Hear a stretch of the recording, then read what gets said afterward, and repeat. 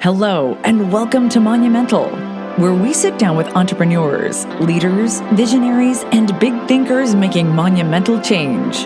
Here's your host, Evan Holiday.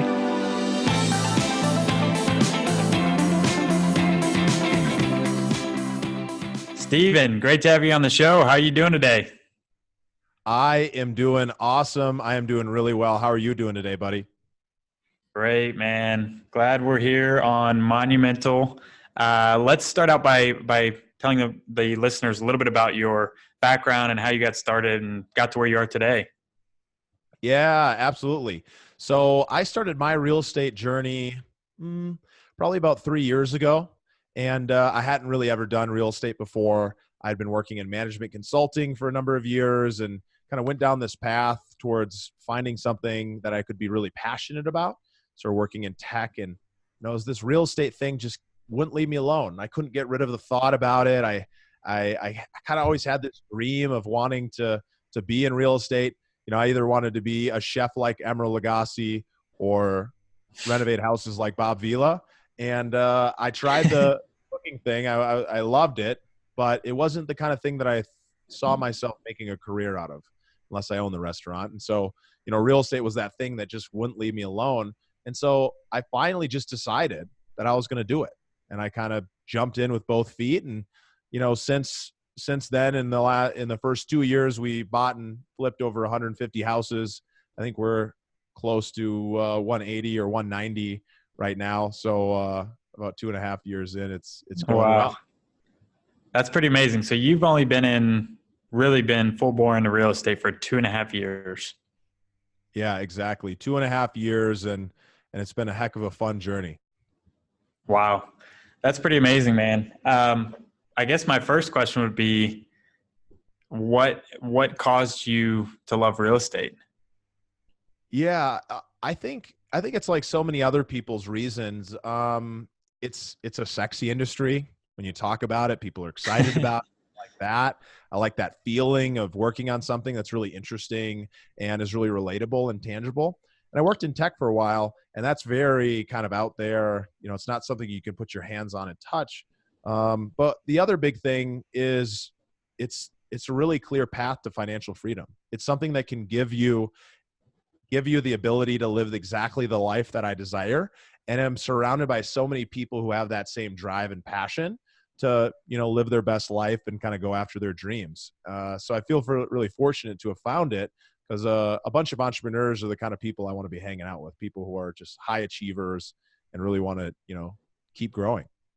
Yeah, that's amazing. And then my next follow-up question would be, how in the heck did you go from 0 to 150 in 2 years and on flipping houses? That's just blows my mind. Yeah, I'd like to take credit and say that I'm really smart and that I'm special, but frankly, I'm not. What I'm really good at, though, is finding other people who are doing what I want to do and finding a way to add value, to get connected to them, to be close to them, and therefore to have the chance to model them, right? And so my entire business, everything that I built, was based off of somebody else's business. It was actually based off of a few different real estate entrepreneurs. And I looked at the life that they were living and, the family life and, the income life and all these things. And I thought, okay, well, if they can do it, I can do it. And I just started, piece by piece copying, AKA modeling exactly what they were doing and built a business that's pretty comparable. Of course, we've added our own special sauce, and part of that special sauce was running the company 100% remote. And I've never lived in the cities that I'm doing business in while I've been doing business there. So that's a fun way to. That's amazing. So when you made that decision in your mind to be a real estate investor full time, what was the first step you took? Yeah. So the first step I took was deciding, which is actually a big step. Yep. It's funny how, Tony Robbins talks about it, that change happens within a moment. And it really did. I'd been thinking about it. I've been wanting to do it for years. I'd taken a lot of steps, but really never followed through. It's because I didn't decide. I wasn't committed to it. And one day, just like so many other days I was thinking about it, I was talking about it, and I just jumped up and I was like, I'm doing this and I'm making it happen. And I put it out there and I told other people about it. And I went and found my tribe. I went and found other people who were doing what I wanted to do. And that first place was going to a real estate event. It was actually in Southern California when I lived there at the time. And it was an event called For Investors by Investors, run by Matt Owens, who was on my podcast, The Investor Mindset. I think he was episode like 2 or 3. But what was so cool about that is that I went to this event and I ended up meeting other people who are just like me at the same level of either just getting started or maybe 6 months, 12 months, a couple years ahead. And then people who were so much further down the path that they'd already figured it out. So I was able to be close to those people. And what's really cool about that was I met Matt at that first event and built an amazing relationship, and I'm still friends with him to this day. And he's ended up lending us millions of dollars to flip all these houses that we've been flipping. And it all came from a relationship. It just came from showing up and being there and being present and kind of putting everything out there that I was going to go after what I wanted to do. And then he saw that action happening and he's like, hey, I want to invest in this guy. He's someone worth trusting. That's amazing, man. So the first thing is, like you said, making that decision in your mind and being fully committed, defiantly committed to your decision, right? I mean, that's where I feel like a lot of people, and myself included, have made the mistake or have not fully committed to something, or have not really decided or made, committed to that decision. And I think that's ultimately, that is the first step in any new direction or new project or new venture or new job or whatever it is. That's where it all starts. I was just going to say, I feel like that's so true with everything, whether it's a relationship or it's, going after some new project, like starting a podcast, right? So many people think about doing these things, but hardly actually follows through with the commitment. There's a reason there's 700,000 podcasts and yours is, a top rated business podcast. And part of that is because you had a commitment. You decided to do something and you stuck to it, and you released the episodes on time. You continue to do it on a regular basis. So many other people they release a few episodes and they never follow through. And so the audience doesn't really know what to expect, and therefore they don't stick with you because you're not sticking with it. And so, it works kind of in every area of life. Yeah, no, I completely agree. And I think the next step that you took, which I think is another thing that people struggle with, I struggle with this, is knowing, I think a lot of people have this idea in their head of these big visions and these grand visions, but they don't know where to take the first step, or they don't think about, one step at a time. They think about thousands of steps. And so your next step in the process was putting yourself out there in a place where you could learn and be surrounded by your tribe and be surrounded by people on the same path, or, much further ahead of you on that same path. Yeah. I mean, at the end of the day, I knew that I didn't know really anything about what the heck we were about to do. And it was only after doing it that I realized a lot of the skills that I learned in other areas were very applicable. But I needed a chance to be around other people to be able to have that vision and see that it's possible, right? And so as soon as you can get that idea into your head, as soon as you can change your mindset from it being something that it's something I'd like to do to it's something I must do, and then to it's something that I can do, that you can actually go out and make process happen. And that, that's true for relationships as much as it is business. Yeah. And I think that also, I think a hugely important thing that helps people on their journey is confidence, right? And surrounding yourself and learning from people that are ahead of you gives you that confidence that you need to succeed and at the level that you're at right now, and work your way up the ladder to higher levels, because you're never going to get there if you can't believe in yourself and you can't have confidence that it's going to happen. Yeah, exactly. And I mean, let's be frank. I mean, I have a lot of confidence, but there's plenty of times when I don't know what the heck I'm talking about, or I don't know what I'm doing, or I don't know if something's going to work out, and I'm fearful that I'm going to fail. And I'm worried about failing because I'm afraid that if I fail, other people are not going to like me, or they're not going to love me, or they're not going to care about me.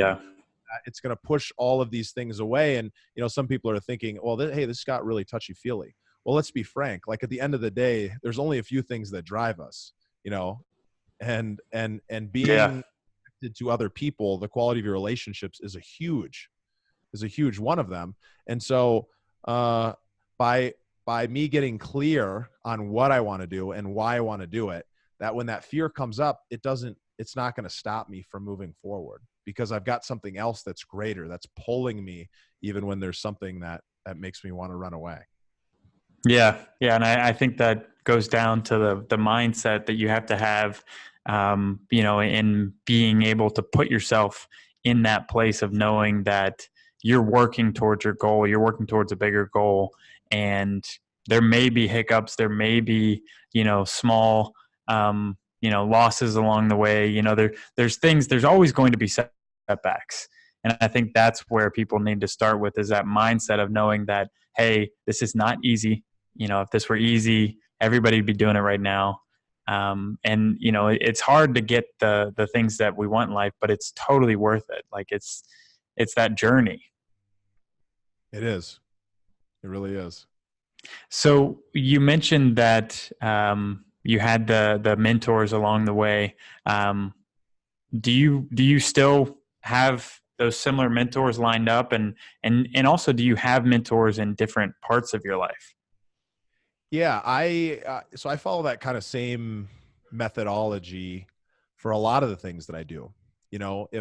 If I'm talking about, like, from a relationship standpoint, I grew up in a home with amazing, loving parents, but they weren't together, right? And they hated each other. And so there was that's probably not the model that I'm going to want to follow for the relationship side. So I'm going to go find other people who are killing it, who are having that love and passion, and I'm going to model that. On the podcast front with the Investor Mindset, which we launched a little while ago, and you have an incredible interview, which I'd recommend people go and check out when it launches. On that front, I went and found other people who are doing it, who were already steps ahead of me, and were, the number one podcast out there, and talking to people like Joe Fairless and so many other great podcasters, and seeing that, okay, well, hey, if they can do it, and then talking with someone like you who's out there doing it. That's the reason why I've been able to have success in really any part of my life, is that I find a way to get connected or close to some people who are doing what I want to do.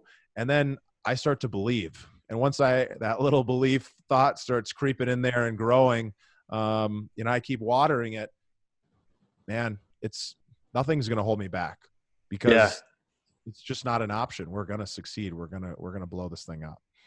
I love it, man. And I think that's exactly right, is knowing that you don't know everything, and being willing to put yourself out there and reach out to people and learn and soak up that knowledge, and be able to gather up as much information as you can from those that are already doing what you want to be doing. Yeah. And I want to put something out to the audience here. So you're listening to this, you listen to Evan every time an amazing podcast comes out. But a lot of people are pretty passive, right? You're listening, you're taking in this information, and you're maybe not doing anything with it. Some of you guys definitely are. But people like us, I love it when people reach out and say, hey, I love what you're doing. I listened to that episode. I heard your story and I was inspired. Or, hey, I really want to kind of go down the same path. Here's something I was thinking about. What do you think about it? And, getting bombarded by people, you think, hey, well, you're super busy. Can you even handle responding? But people want to help other people get to where they want to go. Like, it's my mission in life to help people live a better life every day. And one of the ways that they can do that is by realizing that whatever they dream is possible. And I know that Evan has a similar mission. And so whenever you have a chance that you're being mentored, where you're able to learn from somebody else, even if it's in a digital sense like this, bring it into the real world. Go out and connect with either that person or somebody that's part of their community, and make those ideas that are in your head real, so that you can really believe and go after it yourself. Yeah, I love that. I'm glad you said that, because I think it is, it's about making those connections, reaching out, supporting others. And it's almost like, we talk about, you have one hand up, reaching up to those above you. And then you also have one hand down, reaching down to those below you or still earlier on in their growth phase than you, and helping those behind you and learning from those ahead of you. I think that's the mindset to have. And then also taking immediate action. That's something you mentioned about just taking action on what you hear. If there's one little nugget you hear, like if that inspires you to start a new business or, reach out to somebody or find a mentor or, start putting together a business plan or get your business cards ready or whatever it is, that is the next step towards your ultimate goal. Do that right after this episode's over. Take action, because that's where the magic happens, is if you're learning and then you're taking that action. I mean, pause it right now, pull over the car, Yes. driving, stop everything you're doing. And if you had a thought about something that you thought was important enough that you wanted to take action in 20 minutes, take it now and commit to doing it. If that was reaching out to Evan, jump on Facebook or Instagram right now, send him a message, send me a message, whatever it is that you're going to go after, like, don't wait for it, because that moment that you feel inside right now that's saying, hey, let me go and do this, it's going to go away. It's going to flutter. Exactly. You don't want to miss that opportunity, because there's a lot of fuel in there to really drive you forward. Yeah, no, and I'm glad you said that, because that's something that I've noticed in my life, is that, sometimes I can be bad at getting back to people right away because I have so many things going on. It's like, if you can just take 2 seconds or 5 seconds or 30 seconds to get back to that person, then it just goes a long way. And two other things on that front, just real quick. One, if you're going to reach out to somebody, lead with value, right? If you're just going to be a taker, people might not respond. And then two, if they don't respond, no matter what way you went about it, don't take it personally. Try again, try a third time, try a fourth time. Exactly. Like, it's not personal. Everyone's got their own things going on, and you don't know that. So anyways, I'll let you get back to it. No, you got to take responsibility of everything in your life. I think that's another principle that really can help you go really far. So as far as your ultimate goal, or what drives you, let's talk a little bit about that. Yeah. So my mission is to help other people live a better life every day. And that's because I'm a big believer in growth. And I'm always trying to grow. So I think no matter how good life is, we can make it a little bit better. No matter how successful you are, you can make it a little bit better. That doesn't mean you don't get to enjoy the moment in the present time. But I'd like to help inspire other people to realize that if they can do it, I can do it. And that applies to really anything. Like I said, relationships all the way to business, to having a good time, right? And so that's part of the reason why I launched the Investor Mindset podcast, was so that I could connect with other people in the same way that we're connecting right here. So I can connect with other people and have those interactions help others that are listening have that moment of realizing that when they believe in something, it can happen. And so that's what I'm trying to do in the world. Frankly, that's what I'm doing. I love it, man. And as far as let's go back to the real estate side of it. So you've done how many so far flips? So we've done, it's somewhere between 180 and 190. I haven't checked. Wow. There's a portion of those are wholesales where we bought and resold them, and a number of them are full renovations. But we've acquired a lot of houses. Yeah. So I guess the other question I have on that is how did you put the systems in place, and a little quick summary of the systems that helped to make that happen? Yeah. So I have an amazing team of people, and when you get started hiring people, you're going to hire the wrong people, and you're going to be a terrible manager. You're going to be a terrible leader. You're pretty much going to suck at everything that you do. And so if you know that you do it, it's okay, because you're going to get better, right? So the first 5 or 6 salespeople that I hired, they didn't work out. But one of them along the way was a rock star, and they helped drive our business. And then I figured out, okay, well, how am I going to go find other rock stars to drive our business? So at its core, we're really a sales and marketing company. Our product just happens to be real estate. So we do big volume, direct mail marketing, PPC, cold calling, all the kind of things that you might expect. We spend time reaching out to people who might want to sell their house. And then we spend time in person working through the process, getting them to a point where they're ready to make a decision. And that decision might be to sell us their house. That decision might be to list that house with a broker, which we might pass them along to somebody who can help them on that front. Or it might be, hey, I'm going to stay put. But what our job really is to figure out who is interested in potentially selling and how can we help them get to that point where they're ready to make a decision so that they can therefore move on in their life and start living a better life. Because most of the people that we work with are, their house is either in distress, meaning it's something that they didn't really, take care of because of whatever life circumstances were happening, or they are personally in some kind of distress.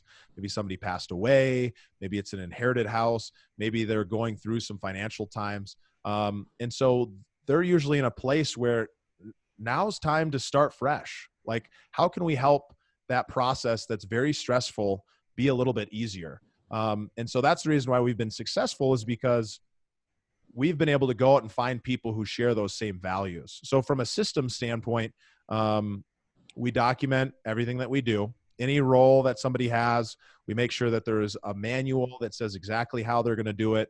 And then we have checks and balances in place to make sure that they actually are doing. Now, do we do it well every time? No. Are we the best managers in the whole world? Probably not, but we're getting better. And one other big takeaway that really has helped us be able to grow was defining the metrics, the numbers that we can track to on a regular basis.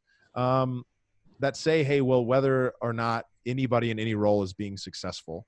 And, we learned that the hard way, because if you don't measure something, it's pretty hard to manage it.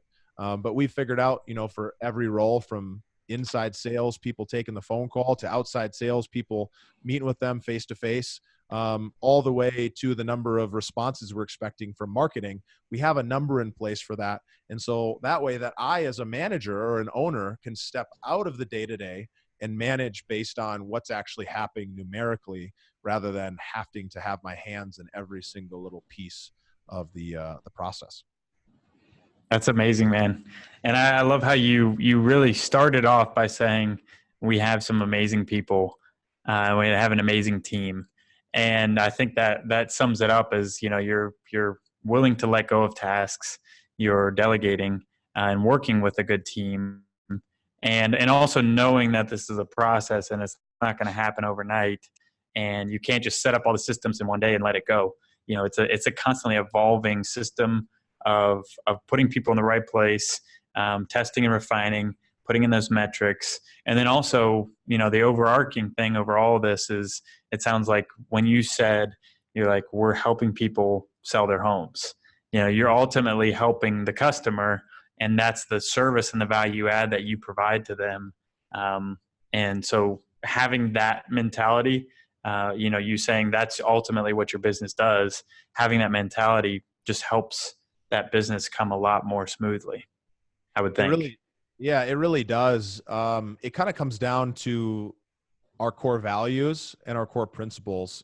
And, in an earlier discussion, we were talking about a book you're reading called Principles from Ray Dalio. Well, I read that book and was just enamored. Right. One, he is such a smart guy. He is so prolific in his writing. It's a huge book, but it's definitely worth a read. But what I took away from that was I actually created a set of our principles, and I was just looking up at my wall because I have them up there. But I give that to everybody, and I actually make them read it. When they first start in the company, I have them interact with that before they even start. And then from time to time, we'll just pull it out and start reading and making sure that we're living by those. And like I said, we're not perfect. We screw up all the time. I could be a better leader, a better manager, and so could my team. But by having that kind of foundational core place that we're all working from and people who fit that culture, we're able to do a lot more together than we would if we were all separate, kind of running and doing our own thing. So what has there been any time along the way where, you failed or you've had some big learning lesson on your either personal journey or your business journey? Yeah, I mean, it's so hard to come up with one because there's so many of them. Um, Yeah, like I, I know the feeling. I failed so many times in so many ways. Um, but I actually get excited about failure. I mean, I don't like losing money, and I don't really like having to fire people, and I don't like not, some of these things not working out the way that we want them to. But when I have a failure happen, I usually look at it as like a big learning lesson, right? And so there's two big ones that come to mind, and they're both financial related because I'm a sales and marketing guy. I'm really good at going out there and talking to people and building their relationships and kind of leading. But I'm not as good at the details, right? And so there was a time where, with one of our partners, now I own the company outright, but there was a time when I had some partners in the company and they were managing all the renovations, all the flips that were going on. And,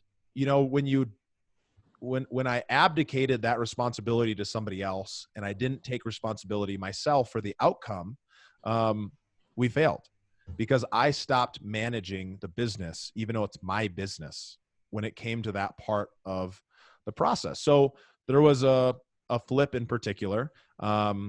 We had bought this property about 14 months before we sold it, and it was supposed to be a quick 4 or 5 month turnaround. It was a half-built house. We were finishing it.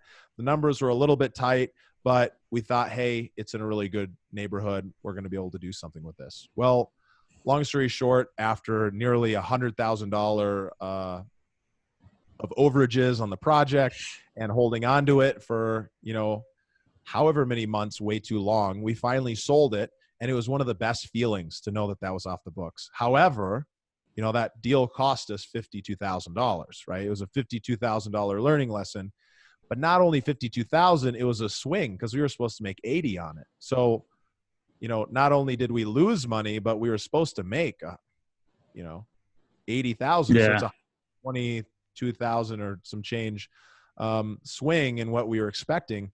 And was I mad? No. What did I wish it would have turned out differently? Of course. But I look at it as like, okay, well, that's a reminder. So if I'm going to go out and do a project, well, one, I need to make sure the right people are on it. And then I need to make sure that there's the right checks and balances in place to make sure that those things are happening. And then I probably need to, even if I have the right people and the right checks and balances, I need to be a part of that in some way to oversee and make sure that things are happening on the right timelines, right? Because a lot of the stuff could have been fixed, right? Some of the things, sure, we could have predicted that ahead of time, that was going to be an issue. But overall, it was mostly a failure of management because I abdicated rather than delegated those responsibilities. Yeah, that's a great learning lesson. And also sounds like you learned to take ownership of the success and take ownership of saying, okay, well, it's my responsibility. At the end of the day, the buck ultimately stops here, is the mindset that any business owner, any person in general just needs to have, because you will ultimately take that problem and say, okay, well, I played a part in this problem. How can we learn next time so this never happens again?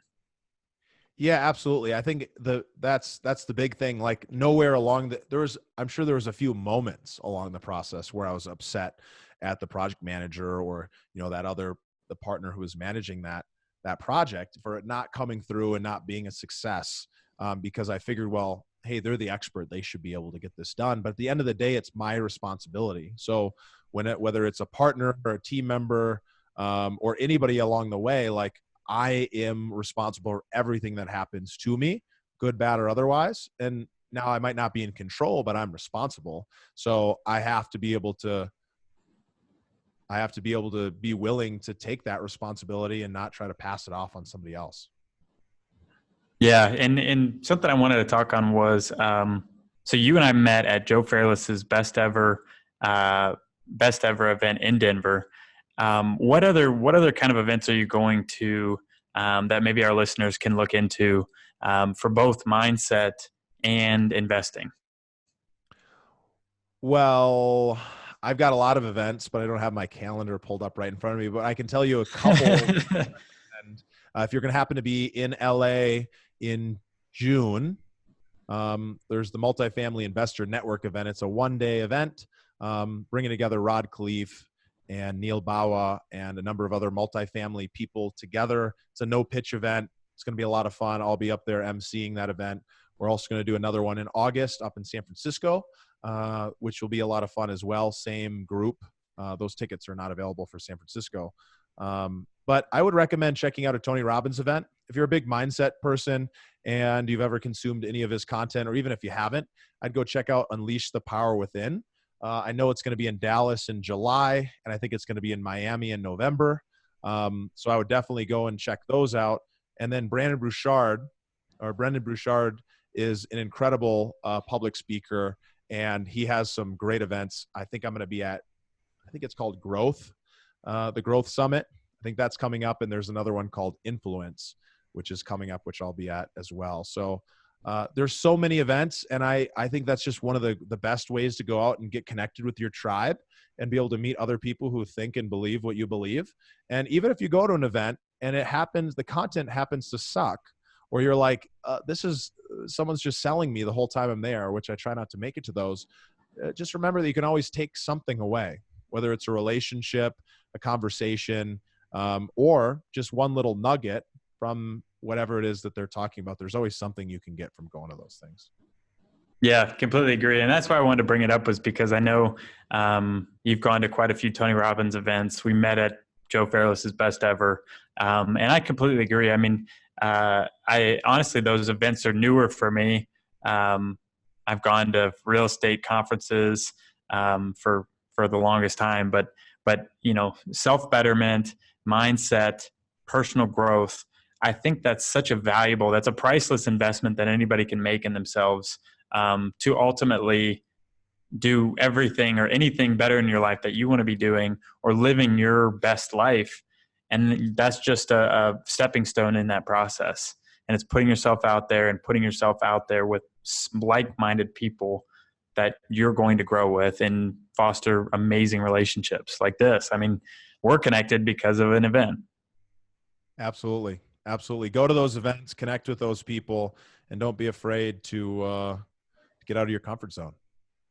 I love it, man. Well, let's jump into the monumental questions. What does success mean to you? That is such a great question. I think success means a lot of things. To me, success means kind of living your dream, going after whatever it is that you believe in, being able to have passion for something, and being able to invest, everything you have on that path and do it with amazing people. Like I said, the power of the quality of your relationships, I think, is the quality of your life. Right. And so if you're doing amazing things with amazing people, I don't think there's anything more successful than that. Yeah, I love it. Completely agree. So do you have a daily habit or morning ritual, things that you do on a daily basis that leads to a successful day? Yeah. I'm just like so many other people where I am trying different things and I'm kind of changing up my morning process. I'm not necessarily a morning person, but I know the importance of starting off on the right foot. So I try to do my 4 M's every day. So I start out with some mindset, listening to something that's going to help kind of grow my mind. I like to do some movement, even if it's something as minimal as a 5 or 10 minute run, just to get that body moving. I like to sit down and do 10 to 15 minutes of meditation every day. Now I have my days where I miss it, but I feel it. I feel it when I miss it. Yeah. And then I like to have my day mapped out. I like to have my day mapped out. In other words, I like to make sure I have my 3 to thrive, or my 3 important items for the day. That way, no matter what else happens, as long as I get those things done, it was a successful day. And when I don't have it mapped, oh, wow. I get to the end of the day and I'm like, I worked really hard, but I didn't do anything. And so when I do my 4 M's, I just feel better. And it's such a good reminder on exactly why I'm doing it while I'm talking about it here with you. Yeah, no, I completely agree with all those. I think that's important, especially the mapping out your day, mapping out your week, and aligning those with your big goals. Exactly. Exactly. So what is your favorite book or book you're currently reading? One of my favorite books. It's hard because there's so many. I look at Yeah. a little shelf back behind me, and there's so many books that aren't on it. Um, but one that I really love is a book from Chris Voss called Never Split the Difference. Changed my life in so many ways. It's a book about negotiation from an FBI negotiator who's changed that content to really work well for the business world. It was really cool. I actually just had Brandon Voss, Chris's son and director of training and operations for his company, on the podcast, and just hearing about the impact that that book did for their business was really cool, because I know how big of an impact it made on me, not only in my ability to negotiate, but even more so in my ability to communicate effectively in a relationship sense, again, because communication in every interaction is important. And that book gives you some really cool tools that you sometimes probably do naturally, but you can do intentionally. So I'd really recommend checking that one out.